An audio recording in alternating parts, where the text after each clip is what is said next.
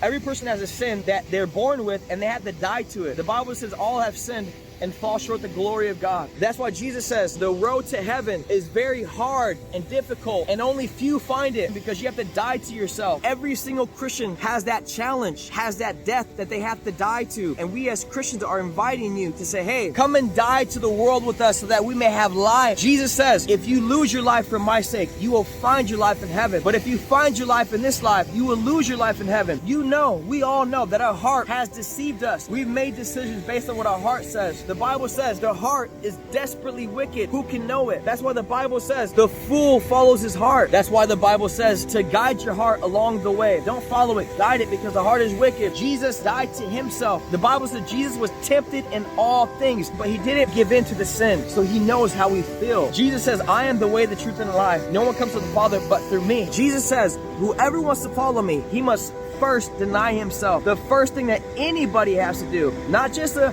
homosexual, everybody has to deny themselves. They have to deny their whole flesh. That's what the Bible says, that do not walk after the flesh. The Bible says everyone that has ceased from sin has suffered much in the flesh. In other words, anyone who has stopped sinning, anyone who does not sin anymore, anyone who has repented and turned away from their sins, the Bible says they have suffered much in the flesh because they had to die to themselves. They had to have many nights of praying and crying and dying to themselves. And it may seem like this is impossible for me to get rid of this sin. This is part of who I am. But Jesus Christ, that is what Jesus Christ comes to specialize in, to save us from ourselves so that we can deny ourselves.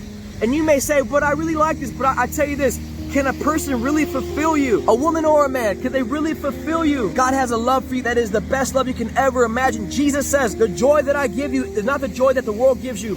The joy that I give you is a full joy from head to toe. The world doesn't give you that joy. It's a temporary, a counterfeit joy, a counterfeit love. But if you come to Jesus, if you come to God, his goodness, taste and see that the Lord is good. If you taste him, it will help you get rid of any lover. It doesn't matter how good they look. It doesn't matter how attractive they look. But when you experience and taste the love of God, everything that you lose after that point, for Christ's sake, you will count it as garbage. It's kind of like your whole life you're eating ramen noodles, and then and you finally get a piece of steak, some real good T-bone steak from Japanese kitchen, and you get that T-bone steak and you go, oh my goodness, where have you been my whole life? I thought that ramen noodles for 33 cents at the Dollar Tree store was the best meal I ever had in my life, but now I got a piece of steak. Man, forget that ramen noodles, get it out of my face. I don't want to see it ever again in my life, because I experienced something so much better. When you experience God's love, you'll say, man, God, where have you been my whole life? I will let go of everything to stay with you. God is not telling you to let go of something good so he can give you nothing. He's saying, let go of this thing and I will give you something 10 times better, 100 times better.